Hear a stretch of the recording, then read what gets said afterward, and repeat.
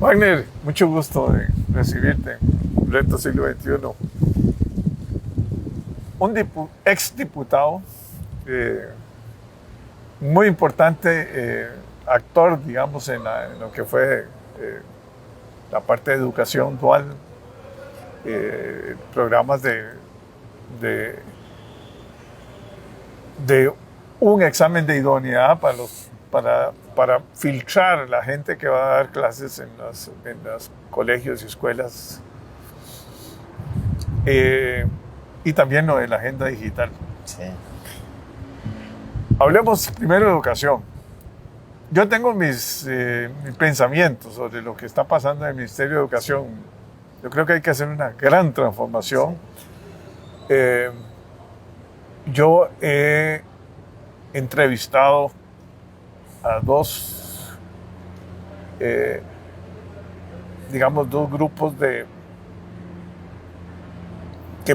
grupos cooperativas que manejan.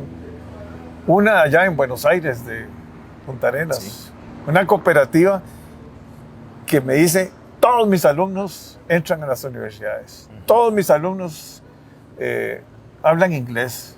Todos mis alumnos están ahora estudiando, algunos en Estados Unidos, en las mejores universidades. Y al Estado no le costó. Ellos comenzaron con esa cooperativa nada más porque la empresa, una de las empresas bananeras les dejó las instalaciones, que es del monte, y ellos pusieron el capital. Eso sí, seleccionaron a los educadores. Pusieron una junta, pero una junta de verdad. Sí. No una junta de vecinos escogidos por la municipalidad. No conocieron mucho los famosos dirigentes que tenemos en el Ministerio de Educación para revisar la calidad y el programa. La educación, ahora más que nunca, se necesita innovación, se necesita flexibilidad, se necesita analizar muy bien las necesidades. Los profesores tienen que ser evaluados, como en cualquier empresa, como cualquier institución privada, donde uno está pagando una planilla y tiene que lograr rendimientos. Entonces hay dos rendimientos, pero básicamente son los educandos. Sí. Ellos, los alumnos, o sea, lo que está pasando en la preescolar, lo que está pasando en la primaria, lo que está pasando en la secundaria. O sea, la revolución educativa es importante, hay un apagón preocupante. La mano de obra que se va a requerir Costa Rica es algo más especializado, con mucha tecnología. Matemáticas está muy ausente, el inglés está muy ausente, los artes están muy ausentes, y las ciencias y las matemáticas. O sea, estamos con una agenda complicada, vienen los exámenes de PISA y ahí nos vamos a dar cuenta de los resultados. Y aquí tenemos un gran problema que Costa Rica tiene que... Y después en la agenda digital, ¿verdad? No hablemos porque Estonia, por ejemplo, que es un país que saca los primeros lugares en la prueba PISA, ¿verdad? Y todo está digitalizado. Sí.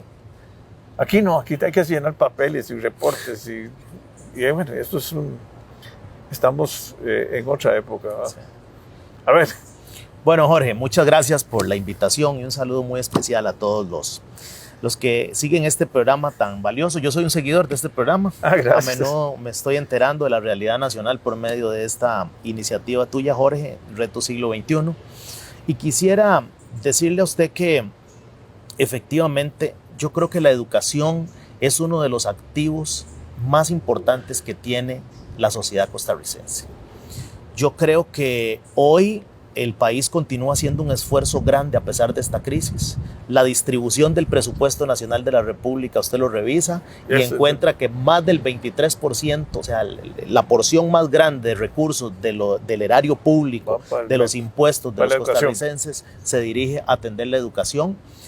Gran parte de ese presupuesto, más del 60%, es para atender una planilla de casi 90,000 empleados. Entonces, por supuesto que el país tiene que fijar la mirada en cómo mejorar la calidad de la educación costarricense. Y para hacer eso se requiere y se requerirá de hacer reformas profundas. En estos 4 años que acabamos de concluir en la Asamblea Legislativa, nosotros realizamos 3 reformas muy profundas en educación que tardaron más de 40 años en poderse aprobar. La primera, nadie creía que podríamos lograr la aprobación de la educación y formación técnica dual, un proyecto que tiene como propósito darle la oportunidad a los estudiantes que aprendan en los centros educativos y también aprendan en las empresas que decidan formar parte de esos convenios, con la gran ventaja de que los jóvenes pueden quedarse trabajando en esas empresas donde están practicando. La Fundación Konrad Adenauer nos advertía que si el país aprobaba esta legislación podría reducir el desempleo juvenil hasta en un 2%. Costa Rica tiene uno de los desempleos juveniles más altos de América Latina. Aprobamos esa reforma con cierres en Moín, en las fronteras, en Peñas Blancas, en Paso Canoas, bloqueos de traileros, usted recordará, estudiantes encadenados en centros educativos, en la Asamblea Legislativa para que no aprobáramos esa legislación, producto de una campaña de desprestigio contra la educación dual por parte de algunos sectores, y finalmente logramos sobreponernos a eso porque por encima de esos sesgos ideológicos estaba el país y la conveniencia nacional. Me parece que aprobar esa legislación fue un paso muy profundo, una de las reformas más importantes del cuatrienio anterior, pero no nos quedamos ahí. Luego pasamos a uno de los aspectos que usted acaba de mencionar en la introducción y tiene que ver con la oportunidad que se dé Costa Rica para seleccionar los mejores maestros y profesores, no solo a través de la verificación de sus títulos, los postulantes presentan sus títulos, sino también la verificación de conocimientos a través de un examen de idoneidad. Costa Rica y Nicaragua eran los únicos países de América Latina que no tenían examen de idoneidad para verificar los conocimientos de los postulantes. Entonces creímos que era muy importante que el país realizara esta modificación, esta reforma a la ley de carrera docente y establecer un nuevo requisito para los futuros educadores que traerá resultados muy positivos en la agenda nacional, principalmente por el llamado que hace la OCDE. La OCDE nos ha indicado en reiteradas ocasiones que para que un país tenga éxito en el futuro debe tener un buen sistema educativo, y para tener un buen sistema educativo se requiere de buenos maestros y buenos profesores. Una forma de hacer realidad esa hazaña es poder contratar los mejores a través de una prueba, de un examen. Esto lo hacen los países desarrollados, lo hace la OCDE, y Costa Rica tenía que darse esa oportunidad. Felizmente fue una reforma que redacté, que impulsé y se aprobó en el Congreso de forma muy rápida y no hubo contradicciones, no hubo polémica para aprobar ni controversia para aprobar ese proyecto de ley. Y yo creo que el otro tercer aspecto, porque el sistema educativo es muy amplio, Jorge, no podríamos pensar únicamente en primaria y en secundaria. Claro. El otro aspecto que decidimos entrar con fuerza fue transformar la ley orgánica del INA. El Instituto Nacional de Aprendizaje es una institución estratégica para el desarrollo nacional, para reducir el desempleo, para ampliar las oportunidades. Y nosotros, que tuviera flexibilidad. Y nosotros fuimos muy valientes. Eso era claro, una estructura, pero así de rígida. Claro, y tenían que haber 3 componentes que se dieron felizmente. El sector privado empujando, el INA empujando y la Asamblea Legislativa empujando la reforma. Yo le podría reducir a usted en 4 aspectos en qué consiste esa reforma. La primera es que el INA va a poder contratar personal de forma, no de forma permanente, sino de forma de acuerdo a los cursos, y la demanda del mercado laboral, ¿verdad? Esa es una reforma sustancial, porque antes era otorgarles plaza en propiedad, pero de repente esos cursos perdían vigencia en el tiempo y no respondían a las demandas y a la dinámica de los mercados, a la dinámica, a cómo se está moviendo el mundo tan rápido ahora. Ese es un aspecto vital. El otro aspecto que nosotros decidimos flexibilizar fue las mallas curriculares. Era casi imposible poder hacerlo y lo logramos.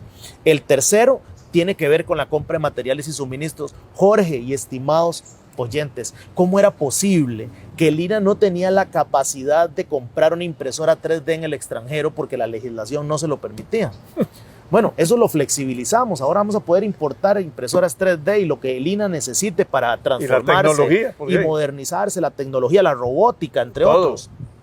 O sea, es que ahora hasta la reparación de un carro tenés que saber de tecnología. Efectivamente. Si no, ya no son los mecánicos de antes. Efectivamente. Y el cuarto aspecto, que yo creo que es muy importante, es el nuevo programa de becas, porque el INA va a tener la oportunidad de tercerizar servicios. Yo creo que esa es una reforma muy profunda, ¿verdad? Porque al darle la oportunidad al sector privado de que le venda servicios al INA, vamos a ampliar la cobertura de la enseñanza y de la formación técnica. Por ejemplo, si en una comunidad muy lejana, en Limón, en Guanacaste o en la zona sur, no hay presencia del INA instalaciones, un centro privado certificado por el INA puede ofrecer esas capacitaciones y a eso es lo que le llamamos tercerización de servicios. Para ampliar la cobertura se le otorga una beca al estudiante, el estudiante le cancela al centro privado o público, porque yo quisiera aclarar esos sesgos de que han surgido algunas tesis sobre el beneficio de algunas empresas privadas en capacitación. Perdónenme, pero si la UCR quiere instalarse y quiere ofrecer cursos, puede también cobrarle al INA. No se ha dicho que es únicamente para el sector privado, también para el sector público. El sector público puede participar en esas licitaciones, así que yo no encuentro por qué estar molesto sobre esa transformación. Y a mí me parece que ahora, en el inicio de este gobierno, las herramientas, la mayoría de herramientas, ya las tiene el gobierno. Nada más están para ejecutar, para implementar. Ya están los reglamentos, se construyeron en esta administración que acaba de terminar. Se aprobaron las leyes en la Asamblea Legislativa, hay mayor flexibilidad al INA, hay educación dual para colegios técnicos, para IPEC, para CINDEA, educación dual para el INA. Tenemos el examen de idoneidad para el próximo concurso de educadores, poder seleccionar los mejores, los que están más capacitados y más preparados.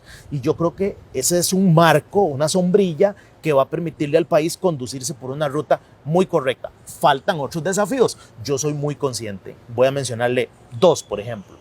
A mí me parece que tenemos que transformar la enseñanza a través de la tecnología. Usted lo acaba de decir en la introducción. Esto no lo digo yo, lo dice el Banco Mundial, lo dice el BID, lo dicen los organismos internacionales que ahora con la pandemia se han preocupado muchísimo por la educación en el planeta. La alfabetización digital claro, Jorge, y la brecha digital. Y la brecha. La brecha digital que tenemos hoy en el país es inaceptable. Tenemos 450,000 niños y jóvenes sin internet en las escuelas y colegios, pero paradójicamente hay $300 millones en las cuentas de los bancos de Fonatel acumuladas y no hemos logrado reducir la brecha digital con inteligencia. Sé que Fonatel ha hecho inversiones importantes en parques, en paradas de buses, pero ahora la inversión debe dirigirse a la educación, a las escuelas, a la red del Bicentenario, ponerla a funcionar y también buscar la forma de ser solidarios, una solidaridad digital con los que no tienen posibilidades. Yo sé que durante la pandemia hubo estudiantes que no aprendieron nada. ¿Por qué? Porque los trabajos los enviaba el profesor por el teléfono celular, se los enviaba a la mamá y la mamá no tenía saldo. Entonces no se podían descargar los materiales educativos. Entonces aquí estamos creando una desigualdad que yo creo que es uno de los desafíos que tiene esta nueva administración de poder resolver. En la Asamblea hicimos control político, hicimos mesas de trabajo extensas con Fonatel, con el MISIT. Ellos tienen todo para poder hacer estas transformaciones y buscar la forma de reducir la pobreza, el desempleo, ampliar las oportunidades a través de la educación. Bien, sí. Claro, yo soy más ambicioso en cuanto a las reformas que hay que hacer, ¿verdad? Sí.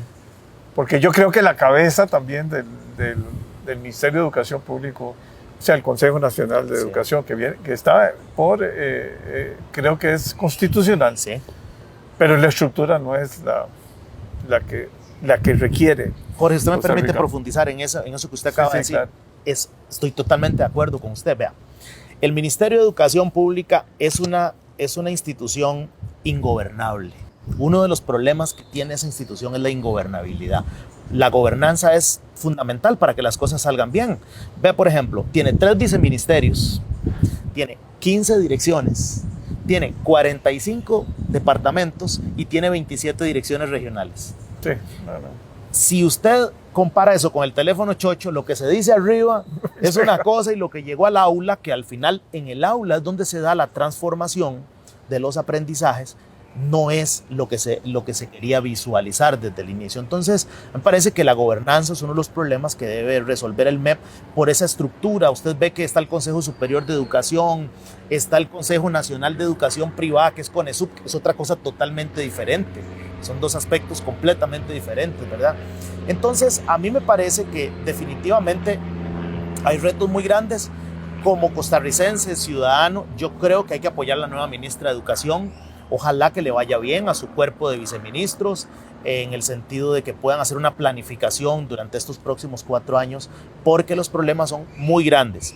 Y si nos vamos a la educación superior, Jorge, usted recordará la comisión que instalamos en la Asamblea Legislativa para revisar el Fondo Especial de la Educación Superior. Nos encontramos problemas con las políticas salariales y decíamos que había que ajustar las políticas salariales de las universidades públicas al régimen de empleo público. Eso lo logramos con la aprobación de la Ley de Empleo Público, pero encontramos problemas de regionalización.